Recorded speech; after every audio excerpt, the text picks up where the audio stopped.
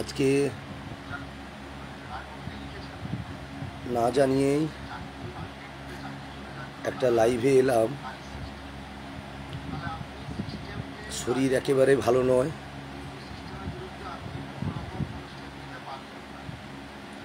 জ্বর এবং প্রবল কাশি এবং অন্যান্য শারীরিক অসুবিধা। তার চেয়েও বড়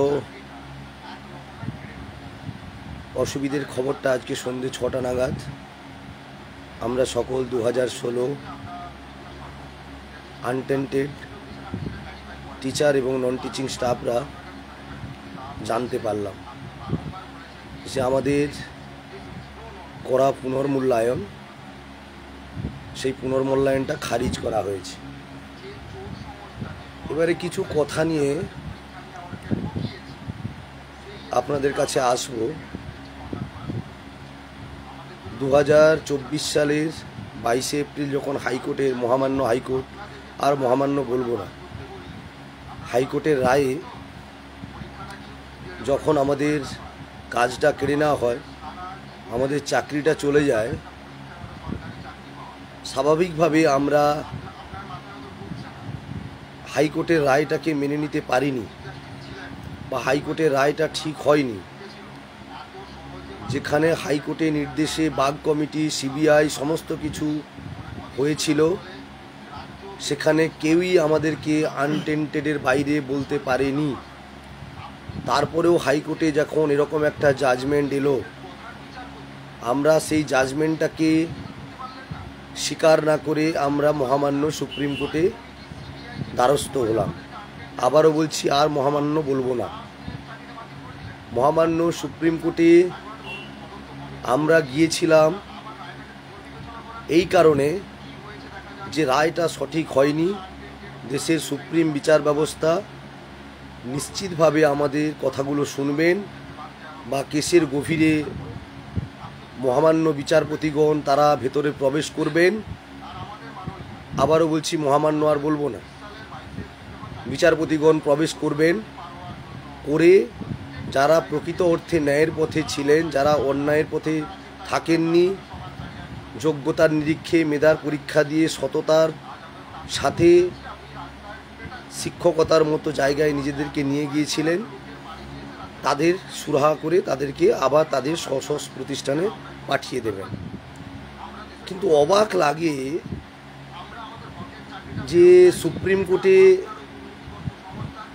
এর আগের যিনি প্রধান বিচারপতি ছিলেন, যে প্রধান বিচারপতি যিনি ভার্ডিক্ট দিয়ে গেলেন, তার আগের যিনি ছিলেন মহামান্য জাস্টিস চন্দ্রচূড় মহোদয়, আর বলবো না মহামান্য মহোদয়, তিনি বা তার সঙ্গে আর দুজন যিনি বিচারপতিরা ছিলেন, পাদ্রিওয়ালা মহোদয় এবং সঞ্জয় মিশ্রা মোস্ট প্রবাবলি, তারা কিন্তু কেসের গভীরে ঢুকতে না পারলেও, কারণ খুব কম সময়ের মধ্যে একটা এত বড় কেসের জাজমেন্ট দেওয়া যায় না, তারা স্টে দিয়েছিলেন। কিন্তু অদ্ভুত লাগে, পরবর্তী সময়ে যিনি চিফ জাস্টিস হলেন, তার নামটা আমি মুখে নিয়ে আসছি না, তিনি 2 সদস্যের একটা বেঞ্চ তৈরি করলেন এবং একটা 26,000 জনের জাজমেন্ট তিনি বললেন কি সময়ের অভাবে শোনাটা তার পক্ষে সম্ভব নয়, তাই তিনি হাইকোর্টের রায়কে পুনর্বহাল রাখলেন। আচ্ছা মাই লর্ড, আপনি যদি এত বড় কেসের গভীরে ঢুকবেন না, তাহলে আপনি জাজমেন্ট দিয়ে দিলেন কি করে? এ কি অবস্থায়, দেশের কি অবস্থা? একটা কোনো কেসের জাজমেন্ট দিতে গেলে আমরা জানি যে কেসটার গভীরে ঢুকে আপনি প্রত্যেকটা কথা শুনলেন, আপনি যে সমস্ত অ্যাডভোকেটরা অর্থাৎ লয়াররা তারা সওয়াল করেছিলেন, তার মধ্যে একজন বা দুজন লয়ার তারা তো আবার পুঁজিবাদের বিরুদ্ধে লড়াই করে, তারা সাম্রাজ্যবাদের বিরুদ্ধে লড়াই করে, তারা শোষিত শ্রেণীর পক্ষে কথা বলে, তারা সমাজতন্ত্রের কথা বলে, তারা পিছড়ে বর্গের মানুষের কথা বলে, তাদের অধিকারের কথা বলে। এরকম একজন বর্ষিয়ান লয়ার আইনজীবী এবং তার সঙ্গে থাকা 2-4 জন বুনো মোষ, তারা যখন বারবার পরীক্ষার কথা অল আর ফ্রড বলেন, আপনি সেখানে বললেন যে পরীক্ষা ব্যবস্থার মধ্যে এটাকে নিয়ে যাওয়া ঠিক হবে না, অথচ কোন জাদু বলে আপনি বা আপনার এই 2 সদস্যের বেঞ্চ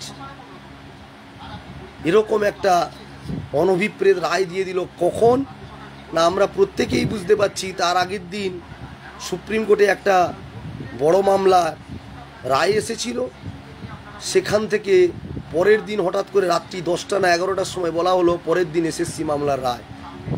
7 দিন 10 দিন আগেও বলা হলো না, হঠাৎ করে আগের দিন বলা হয়ে গেল এসএসসি মামলার রায় দেওয়া হবে। এবং আপনি এক কলমের খোঁচায় যারা কোনো অন্যায় করলো না, দোষ করলো না, তাদের আপনারা চাকরিটা কেড়ে নিলেন। এবারে আসি সবার প্রসঙ্গে।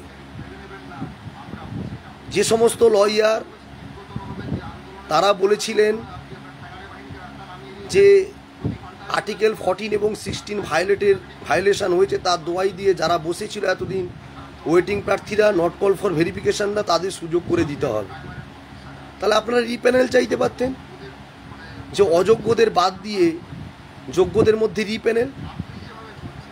আপনারা সেটা করলেন না, আপনারা অল আর ফ্রড বলে তাদেরকে ভুল বুঝিয়ে অল আর ফ্রড বলে পক্ষান্তরে আপনি রাজ্য সরকারের মতো একটা চোর সরকার এবং চোর কমিশন, আগেও বলেছি আজও বলছি, তাকেই সুযোগ করে দিলেন। আসলে একটা রাজনৈতিক সমীকরণ, কেমিস্ট্রিতে সমীকরণ আমরা পড়েছি, কিন্তু রাজনৈতিক সমীকরণগুলো এই প্যানেলটা যাওয়ার পরে বুঝতে পেরেছি। আর এডুকেশন যদি কনকারেন্ট লিস্টের একটা বিষয় হয়ে থাকে, দেশের সরকারে যারা বসে আছেন তারা কি করলেন? সেই সরকারের প্রধান অর্থাৎ দেশের প্রধানমন্ত্রী, তিনি 2024 সালে এসে বলেছিলেন আনটেন্টেড টিচারদের কোনো রকম টিচার নন টিচিং স্টাফদের কোনো রকম কিছু হবে না। কিন্তু আজকে চলে গেল কেন? তার উত্তর আপনারা দিতে পারবেন।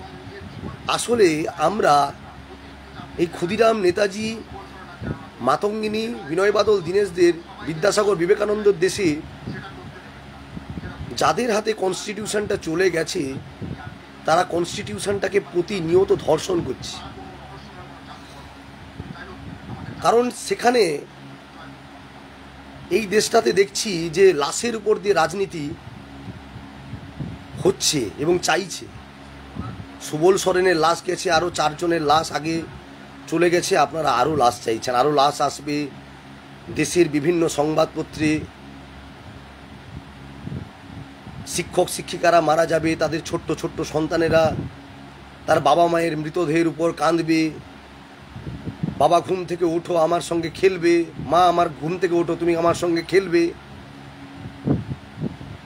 তবেই তো এই ঘুমন্ত জনতা যারা ঘুমিয়ে আছে, যারা বড় বড় শপিং মলে কেনাকাটা করতে যাচ্ছে, যারা চায়ের দোকানে বসে আড্ডা মারছে, বিভিন্ন রাজনৈতিক দলের হয়ে কথা বলছে যে যার পছন্দ মতো, তারা তখন এই বিষয়টা তারা মাথায় নেবে। প্রচুর মানুষের এই মৃত্যু দেখা যাচ্ছে না, তখন তারা বলবে এই মৃত্যু উপত্যকা আমার দেশ নয়। তখন স্বাভাবিকভাবে অন্যান্যরা লাফিয়ে ছুটে আসবে, না একদম ঠিক হয়নি বলে তারা কিন্তু এগিয়ে আসবে। এই তো চলছে এই পোড়া দেশে। আমাদের প্রশ্ন মহামান্য সুপ্রিম কোর্টের কাছে, আজকে আমরা পুনর্মূল্যায়ন চাইছিলাম, আপনারা পুনর্মূল্যায়ন কি রায় দিলেন? না সিস্টেমেটিক ফ্রড আজকেও বললেন, এসএসসি অর্থাৎ স্কুল সার্ভিস কমিশন তার জন্য দায়ী এটাও বললেন। আমাদেরকে এতদিন যে গোলক ধাঁধার মধ্যে একটা টার্মের মধ্যে আমাদেরকে বন্দি রেখেছিলেন, not specifically found to be tainted, আজকে আবার সেটা আনটেন্টেড বলে উল্লেখও করলেন। আপনার সেই মহামান্য সুপ্রিম কোর্টের কাছে যখন বারে বারে আমরা ক্ল্যারিফিকেশান চাইতে গেছি, আপনাদের দেওয়া রায়ের কপিতে লেখা কথাগুলোর ক্ল্যারিফিকেশান চাইতে গেছি, আপনারা নো নো নো নো বলে সরিয়ে দিয়েছেন, শুনতেই চাননি। আপনারা একবার ভাবেনই নি যে একটা সুপ্রিম কোর্টে কেস মেনশন করতে গেলে মিনিমাম 5 লাখ 10 লাখ টাকা খরচ আছে, 10 সেকেন্ড শোনার মতো আপনাদের ক্ষমতা নেই। আসল কথা, দেশের সমস্ত স্ট্যাচুটরি বডিগুলো শেষ হয়ে গেছে। আজকে শিশু সুরক্ষা কমিশন কোথায়? সুবল সোরেন যে মরে গেছে, তার স্ত্রী যে আজকে অসুস্থ হয়ে হসপিটালে ভর্তি, তার 1.5 বছরের কন্যা সন্তান তার মায়ের উপরে ছটফট করছে, তারা নাকি statutory body. Human rights commission কোথায়? এসসি এসটি কমিশন কোথায়? ওবিসি কমিশন কোথায়? সংখ্যালঘু কমিশন কোথায়? তারা সব ঘুমিয়ে গেছে। তাদের কাছে আমরাও গিয়েছি, তারা বলছে না দেশের সুপ্রিম বিচার ব্যবস্থার সুপ্রিম কোর্ট রায় দিয়েছি, কারণ মাই লর্ডেরা নাকি রায় দেয় তাদের ঊর্ধ্বে আর কোনো কথা বলা যায় না, তারা ভগবান, ভগবানের উপর কথা বলা যায় নাকি? কিন্তু আমরা যে স্বামী বিবেকানন্দের কথাই শুনেছি মানুষের মধ্যেই ভগবান থাকে, তাহলে এই যে শিশুটার বাবা চলে গেল সুবল সরেন, তার শিশুটার দায়ভার কে নেবে? এটা একবার সুপ্রিম বিচার ব্যবস্থা ভাবলো না যে তার বাবার কি দোষ ছিল, তার বাবা কি অন্যায় করেছিল? আর যদি সত্যিই সিস্টেমেটিক ফ্রড হয়ে থাকে তাহলে ওই কমিশন আবার পরীক্ষা নিচ্ছে। আপনি কেমন পরীক্ষা নিতে বলেছেন, কি করতে বলেছেন, আমরা তো এটাই জানতে চাইছিলাম। 10 বছর আগে 3 বছরের গ্র্যাজুয়েশন, কেউ 4 বছরে কমপ্লিট করে, 2 বছর মাস্টার ডিগ্রি, 2 বছর বিএড করার পর, 1 বছর বিএড করার পর তারা কষ্ট করে তারা একটা কম্পিটিটিভ পরীক্ষার জন্য, সরকারি চাকরির জন্য কত হন্যে হয়ে বসে থাকে। আবার এই সরকারের আমলে 2013 সালের পরে একটা নিয়োগ নাই, এই চাকরিটার জন্য, এই নোটিফিকেশানের জন্য কত আন্দোলন করতে হয়েছে, কত লড়াই করতে হয়েছে, এর রেজাল্ট বেরোনোর জন্য কত লড়াই করতে হয়েছে, এর প্যানেল তৈরির জন্য কত লড়াই করতে হয়েছে। সেই পরীক্ষাটাকে 2013 সালের পরে 2016তে পরীক্ষা দিতে পারলাম, 2018তে নিয়োগ হলো, 6 বছর পরে আবার 7 বছর 7.5 বছর চাকরি করার পর 10 বছর আগে দেওয়া পরীক্ষা এখন বলছেন পরীক্ষা দিতে। তাহলে আপনি নিজেই বললেন 2016 সালের আনটেন্টেড টিচার এবং নন টিচিং স্টাফ এবং ডিজেবল ক্যান্ডিডেটদের মধ্যে পরীক্ষা নিতে হবে, কিন্তু সরকার সমস্ত নতুন ফ্রেশার ক্যান্ডিডেটকে নিয়ে পরীক্ষা নিচ্ছে। সেখানে টেন্টেডরা ফর্ম ফিল আপ করেছে, তাদের অ্যাডমিট ইস্যু হয়েছে, আপনি কিছুই শুনলেন না। এ কী বিচার ব্যবস্থা? আপনারা ভগবান, আপনারা বসে বসে এই সমস্ত লিখে দিচ্ছেন। আমরা অদ্ভুত লাগছে আপনাদের এই বিচার ব্যবস্থার রায় দেখে। আর সত্যিকারের যদি এই সরকার দুর্নীতিগ্রস্ত হয়ে থাকে, এই সরকারের অধীনস্থ কমিশন পর্ষদ যদি এগুলো চুরি করে থাকে, তাহলে একে একে যাদের চুরির জন্য এত বড় বড় করে পেপারে হেডলাইন হলো, টিভি চ্যানেলে দেখানো হলো, এই মন্ত্রী করাপ্টেড, এই মন্ত্রীর ঘর থেকে টাকা পাওয়া গেল, এই পর্ষদের সভাপতি, এই কমিশনের চেয়ারম্যান, তারা দুর্নীতির সঙ্গে জড়িত, তাদেরকে ধরলেন, তারা তো এক এক করে বেরিয়ে চলে এলো। আপনারা কেন বের করে দিলেন? সামনে দুর্গাপুজো আছে, নবমীর পাঁঠার মাংস খেতে হবে, ওই পাঁঠার মাংসের জন্য ওকে বের করে দিলেন। দশমীর পরে একটু বাগান বাড়িতে ঘুরতে যাবে তার জন্য বের করে দিলেন। 26 সালে আবার পরীক্ষা হবে, 26 সালে পরীক্ষার জন্য আবার টাকা তুলতে হবে তার জন্য বের করে দিলেন। এ কোন পোড়া দেশে আপনারা এই দেশটাকে কি বানাতে চাইছেন? আপনারা একবারও প্রমাণ করতে পারলেন না কি দোষ করলাম, 10 বছর পরে বলছেন পরীক্ষা দিতে। মাই লর্ড, আপনি জানেন একটা সিলেবাসের বহর কতটা? একটা 11-12 একটা হাই স্কুলে চাকরি পেতে গেলে তাকে কোন ওই কম্পিটিটিভ পরীক্ষায় কী বিষয়ে, মানে বিষয়ের কোন জায়গার উপর পরীক্ষা দিয়ে তাকে চাকরিটা পেতে হয়? আমি মনে হয় প্রথম পশ্চিমবঙ্গের একজন শিক্ষক যে 3 তারিখ ভারিকটা সাত দিন, সেই দিনই প্রথম লাইভে এসেছিলাম এবং 4 তারিখ মেদিনীপুর শহরে কালেক্টরেটের সামনে বলেছিলাম যে এটা আমি অবশ্যই সরকার দুর্নীতিগ্রস্ত, কিন্তু সরকার দুর্নীতিগ্রস্ত বলে কার কি করতে পেরেছেন আপনারা এখনো পর্যন্ত? এই সরকারটার বিভিন্ন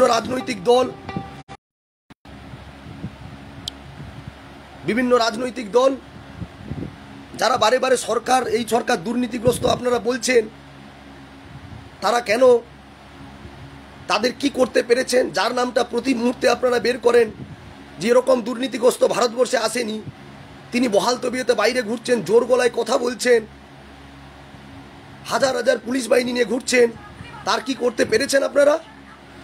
আসলে আপনারা প্রত্যেকে উপরে সমস্ত কিছুতে আপনারা সেটিং হয়ে বসে আছেন।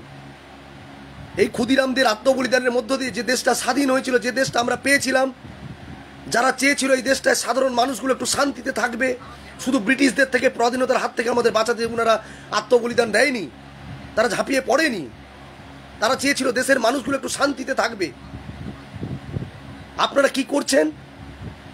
দেশের মানুষের অধিকারগুলো কেড়ে নিচ্ছেন। দেশের জনগণ সত্যি কি স্বাধীন হয়েছে, না কতিপয় মানুষের মধ্যে স্বাধীনতাটা সীমাবদ্ধ রয়েছে? তারা লুটের স্বাধীনতা চালাচ্ছে, আর তাদেরকে লুটের স্বাধীনতা করার জন্য জায়গা করে দিয়েছে এই মহান সুপ্রিম বিচার ব্যবস্থা। বলতে বাধ্য হচ্ছি, আপনারা কি করতে পেরেছেন? কিচ্ছু করতে পেরেছেন? কারণ প্রত্যেকের পেছনেই হচ্ছে আবর্জনাটা আছে, প্রত্যেকের পেছনেই কিন্তু বর্জ্য পদার্থটা আছে, সবাই সবারটা জানেন। আজকে যদি বিচার ব্যবস্থার মহান বিচারপতিগণকে মাই লর্ডদের বলা হয় আপনি একবার লটা পাস করে দেখান দেখি, আপনাকে 10 নাম্বার গ্রেস দেওয়া হবে, আপনি পাস করতে পারবেন? আজকে যে পরীক্ষার কথা বলে দিচ্ছেন, আপনারা পাস করতে পারবেন? একবার করে দেখান তো দেখি।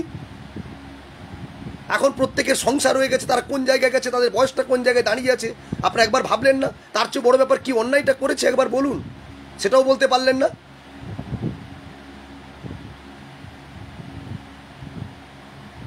কারণ আমাদের এই প্যানেলটা যাওয়ার পেছনে সরকার তো অবশ্যই দুর্নীতিগ্রস্ত, এটা বলার কোনো অপেক্ষা রাখে না, কিন্তু এইটার পেছনে কিন্তু প্রত্যেকটা রাজনৈতিক দল।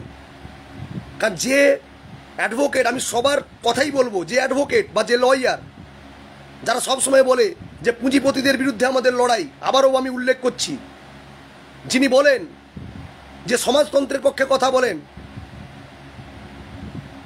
যিনি বলেন অধিকার রক্ষার কথা বলেন, তাদের রাজনৈতিক দলের আদর্শ নিয়ে কথা বলেন, পিছড়ে বর্গের মানুষের, শোষিত শ্রেণীর মানুষের হয়ে কথা বলেন, তারা হচ্ছে পক্ষান্তর সরকারকে সুযোগ করে দিয়েছে। কারণ তারা জানে যে এখানে বিরোধী দল হিসেবে এমন একটা রাজনৈতিক দল আছে, সেই রাজনৈতিক দলের সঙ্গে তাদের আদর্শগত একটা পার্থক্য আছে, একটা বিরাট বড় পার্থক্য আছে। তারা যদি চলে আসে তাহলে আমাদের সঙ্গে তাদের লড়াইটা অনেক বেশি কঠিন হবে।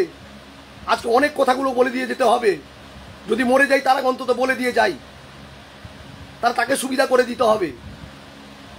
আর যারা বড় রাজনৈতিক দল আজকে দেশের ক্ষমতায় বসে আছে, তারাও দেখেছে যে আজকে এইখানে যদি আমরা এই প্যানেলটাকেও যদি আজকে চলে যায়, তাহলে আমাদের রাজনীতি করতে সুবিধা হবে, মানুষ তো রাস্তাঘাটে নামবে।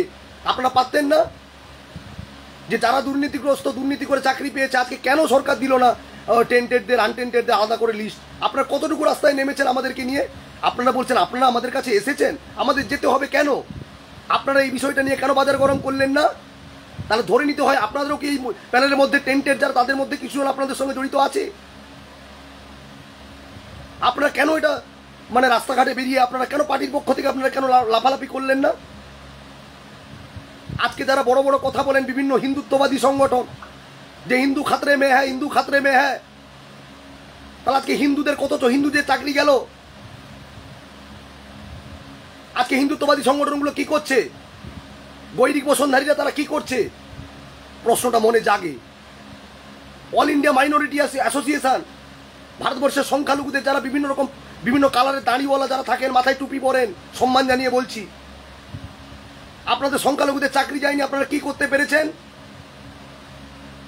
আদিবাসী সমাজের মানুষদের কাছে বলছি, আদিবাসী বিকাশ পরিষদ, আদিবাসী অধিকার মঞ্চ, জাকাত মাঝি বরগনা মহল, ভারত দেশ মাঝি মারোয়া, আদিবাসী লোধা সবর সমাজ,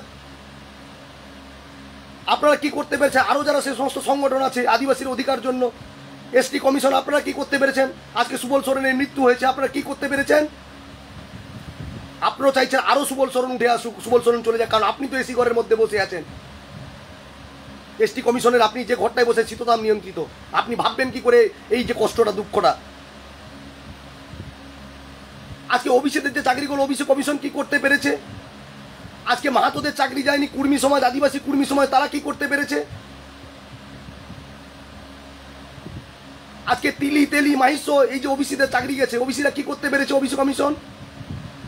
আসলে প্রত্যেকেই আপনারা ক্ষমতাটা ভোগ করছেন, আপনারা কিছুই করতে পারেননি, আপনারা কিছু করবেন না। সাধারণ মানুষের লাশের উপর দিয়ে আপনারা রাজনীতিটা করবে, রাজনীতির বৈতরণীটা পার হতে চান। একটা অদ্ভুত লাগে এরকম একটা ব্যবস্থাপনার মধ্য দিয়ে আমাদেরকে প্রতিদিন কুড়ে কুড়ে মরছি আমরা। আমার ঠাকুমা ছোটবেলায় বলতো, আমার পরিবার বলতো, জীবনে কোনোদিন অন্যায় করবি না, সৎ পথে থাকবি, কোনোদিন তোর কেউ কিছু ক্ষতি করতে পারবে না, তোদের কেউ কিছু ক্ষতি করতে পারবে না। জীবন তো অন্যায় করলাম না, কেন আজকে চাকরিটা কেড়ে নেওয়া হলো, অধিকারটা কেড়ে নেওয়া হলো? এতদিন বড় বড় করে লিখে রাখতাম অ্যাসিস্ট্যান্ট টিচার ইন কেমিস্ট্রি, আজকে কি লিখতে হবে? Not specifically found to be tainted teacher X, তা আবার এক্স লিখতে হবে। এগুলো দেশের বিচার ব্যবস্থা? আসল কথা, বড় বাবুদের, নেতা মন্ত্রী শান্তিদের আপনারা কিছুই করতে পারবেন না, কিছু করবেন না। তার কারণটা হচ্ছে নেতা মন্ত্রী শান্তিদের বাঁচানোর জন্য এই ব্যবস্থাপনাগুলো রাখা হয়েছে। আর আমাদের উপর জুলুম করার জন্য এই বিভিন্ন জেলা শাসক এসপি এই ধরনের ব্যবস্থাপনাকে রাখা হয়েছে।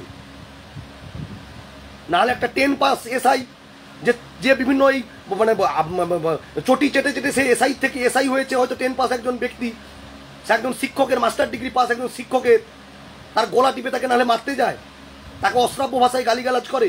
এই তো হচ্ছে দেশের অবস্থা।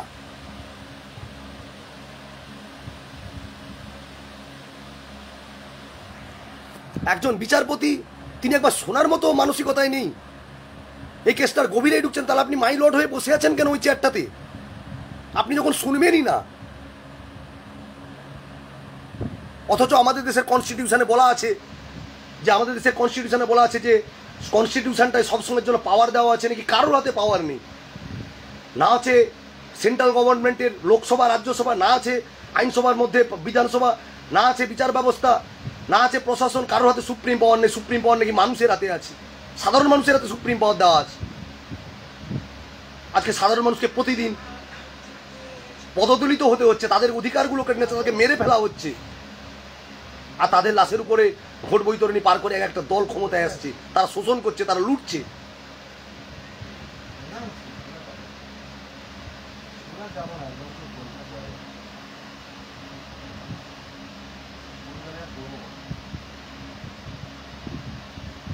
কলমটা যখন নেহাতি কেড়ে নিলেন,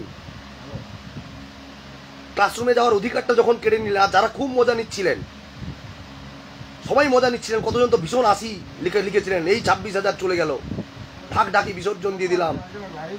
সব দুর্নীতিগ্রস্ত যারা বলছিলেন, প্রচুর দুর্নীতির প্রচুর গন্ধ পাচ্ছিলেন আপনারা। খুব আনন্দ হলো। একদিন আপনার ঘরেও যাবে। বিচার ব্যবস্থাকে যখন রাজনীতি করায়ত্ত করে নেয়, তখন আপনার আমার বাঁচার জায়গা কিছু থাকে না। যারা এখনো চুপ করে বসে আছেন, হয়তো আমার মৃতদেহের উপর আমার এই ছোট্ট ফুটফুটে মেয়েটা হয়তো একদিন ফুলের মালা দেবে, তারপর হয়তো আপনার পালা হবে। ভাবলাম না কিছু এগুলোর মধ্যে না ঢুকে সাইডে থেকে অনেক ভালো থাকতে পারবো। ভালো থাকতে পারবেন না, ভালো থাকতে দেবে না। আবার তো শুনতে পাচ্ছি যে এই নতুন পরীক্ষা হবে 1 মাসের মধ্যে, যে 6 বছরে 10 বছরে 4টা 5টা স্কুল সার্ভিস কমিশনের চেয়ারম্যান চেঞ্জ হয়ে গেল, একটা এসএসসি পরীক্ষা নিতে পারলো না। সেই স্কুল সার্ভিস কমিশন এখন এত এনার্জেটিক হয়ে গেছে, 1 মাসের মধ্যে তারা পরীক্ষা নিয়ে নেবে। কত রকম বাজারে গরমাগরম কথা আসছে, শুধুমাত্র 26-এর ভোট বৈতরণী বার করার জন্য। সিসিটিভি দিয়ে পরীক্ষা হবে, 11টার মধ্যে পরীক্ষা কেন্দ্রে ঢুকে যেতে হবে, ঘড়ি নিয়ে ঢোকা যাবে না, ক্যালকুলেটর নিয়ে ঢোকা যাবে না, অমুক হবে তসুক হবে, কত রকমের কথা। ছি, এই ধিকৃত এবং বিকৃত বিচার ব্যবস্থাকে, এই বিকৃত প্রশাসনকে, এই বিকৃত সরকারকে, আইনসভাকে থুতু সেটাই মেরে দিন। রাতের অন্ধকারে মারবেন না, তাহলে কাপুরুষ বলবে। দিনের আলোতে মেরে দিন। মারতেই তো চেয়েছিলেন, তাও রাত্রিবেলা মারতে চেয়েছিলেন, দিনের বেলা মারার সৎ সাহস নেই।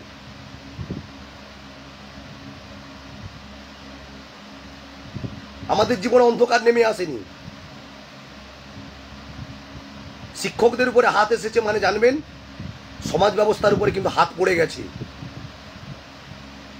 লুম্পেনদের স্বর্গরাজ্যে পরিণত হবে দেশটা, আপনাকে বলে দিচ্ছে। আপনাদের যে দেশে দোষ না করে, যে দেশে বিচার ব্যবস্থা তার অধিকার কেড়ে নেয়, তাকে মৃত্যুর মুখে ঠেলে দেয়, শুধু নয় ফাঁসির পরাকাষ্ঠে ঝুলিয়ে দিয়ে তার মৃত্যু জন্য দিন গুনে, সে দেশে আর যাই হোক না কারণ বিচার ব্যবস্থা ঠিক আছে বলে আমাকে মেনে নিতে হবে, আমাদেরকে মেনে নিতে হবে। এটা অবাক করার মতো বিষয়।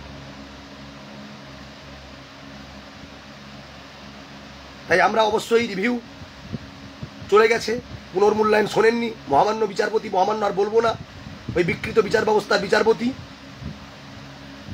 আমরা অবশ্যই কিউরেটিভে যাব।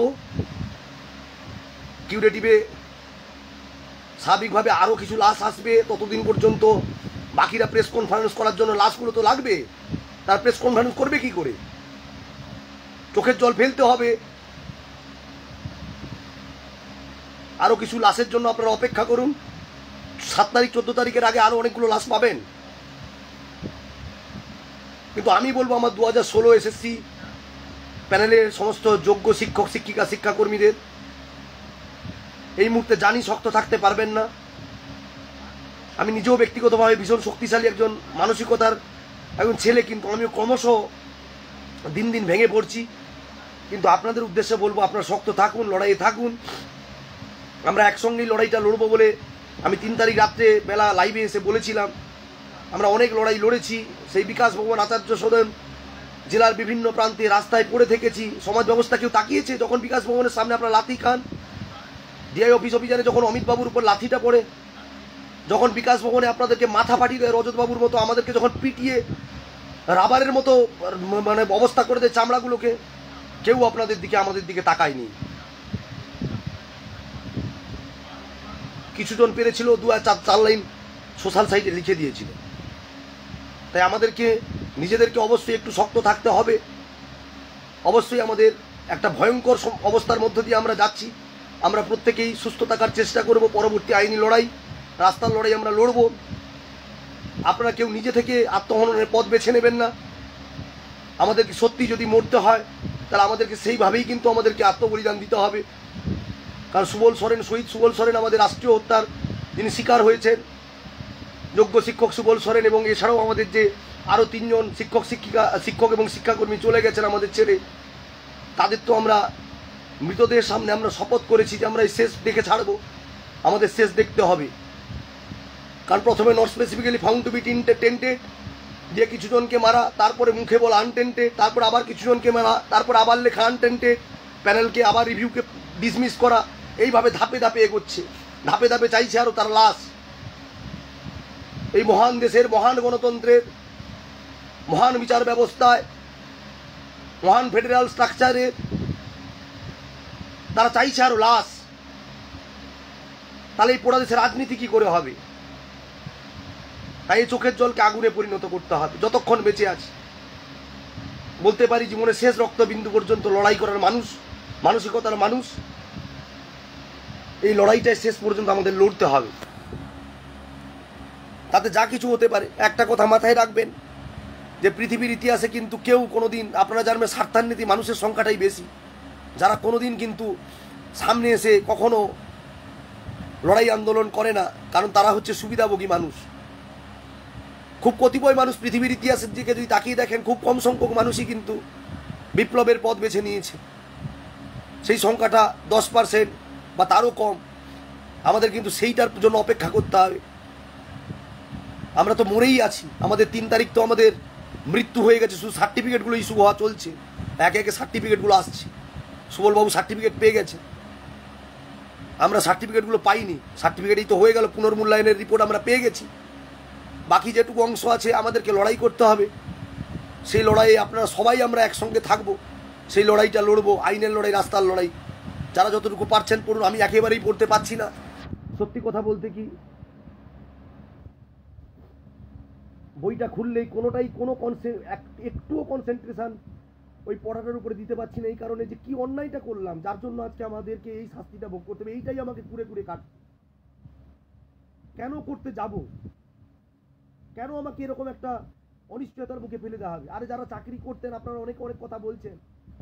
আপনি যখন আবার ফার্দার এসএসসি দিতেন, তখন আপনার ওই সিটটা কিন্তু অন্য কেউ দখল নিত না, আপনার ওটা থাকতো। তখন আপনি ফ্রি মাইন্ডে পরীক্ষা দিতেন। কিন্তু আজকে আপনার যে জায়গাটা, আপনার যে অধিকারটা ছিল, আপনার চেয়ারটা কেড়ে নেওয়া হয়েছে। ওপেন টু অল কম্পিটিশনের মধ্যে আপনাকে ঠেলে দেওয়া হয়েছে। পারবেন এই মানসিক চাপ নিয়ে? এটা কখনো সম্ভব?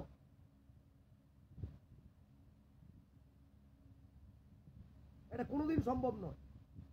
যারা বাইরে থেকে অনেক কথা বলে দেয় তারা বলতে পারে, এটা কোনোদিন সম্ভব নয়। আপনি ফ্রি মাইন্ডে একটা বিদ্যালয়ে ছিলেন, আপনি অন্য একটা বিদ্যালয়ে যেতে চাইছেন, আপনি পরীক্ষা দিচ্ছেন, আপনি পরীক্ষায় পাস করলেও করতে পারেন। কারণ আপনি জানেন না, পাস করলেও আমার সিটটা কিন্তু আমার সিটটা কখনো চলে যাবে না। কিন্তু এখানে আমার সিটটা কেটে নেওয়া হয়েছে। ওই সিটটাতে কিন্তু সবাই কম্পিটিশন করবে। 5 লাখ বা যতজন পরীক্ষা দিচ্ছে, বা এই সাবজেক্টের উপরে যতজন পরীক্ষা দিচ্ছে।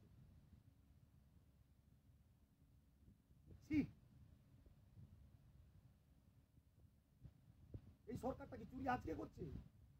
প্রথম দিন থেকে তো চুরি করছে। কি করতে পেরেছেন এই সরকারটা? অনেক দিক থেকে শুনছি, আমরা তো অনেকদিন আগে, আর আপনারা সিবিআই দিয়েছেন, সিবিআই পারলো না, ইন্টারপোলকে নিয়ে এসে তদন্ত করান না। কে বারণ করেছে সুপ্রিম কোর্টকে? বাগ কমিটি করে পেলেন না, তাদেরকে কি করলেন? সিবিআই কে কাস্টডিতে নিয়েছে, সিবিআই চাকরি গেছে সিবিআই অফিসারদের, তাদের অফিসারের চাকরিটা কাটলেন না, আমাদের চাকরিটা কেড়ে নিলেন।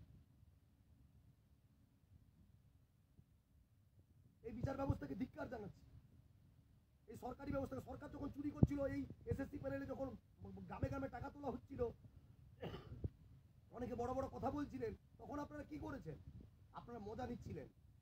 চাকরিটা হোক, বেশ কিছু বছর চাকরি হয়ে যাক, তারপরে আমরা কিন্তু আমাদের ক্ষমতায় আসার জন্য আমাদেরকে এই প্যানেলটাকে খেতে হবে, আমরাই তখন কেসটা ঢুকবো। কার কি ক্ষতিটা করলেন? নট কল ফর ভেরিফিকেশনে চাকরিটা করে দিলেন, যোগ্য ওয়েটিংদের চাকরিটা কেড়ে দিলেন, চাকরিটা করে দিলেন, করে দিলেন না। তাহলে এই আইনসভা যেগুলো স্বাধীন দেশে আছে সেগুলোকেও ধিক্কার জানাচ্ছি, বিচার ব্যবস্থাকে ধিক্কার জানাচ্ছি, প্রশাসনকে ধিক্কার জানাচ্ছি। এই সমাজ ব্যবস্থার প্রত্যেকটা মানুষ যারা আজকে অন্ধ হয়ে আছেন, এই মৃতদেহগুলো দেখে যখন আপনাদের চোখ খুলছে না, একটা 2 বছরের শিশুর কান্না যখন আপনাদের চোখে জল এনে দেয় না, এই সমাজ ব্যবস্থার মুখে ছাই, এই সমাজ ব্যবস্থার মুখেও তুতু বেলাচ্ছে। ভালো থাকুন সবাই।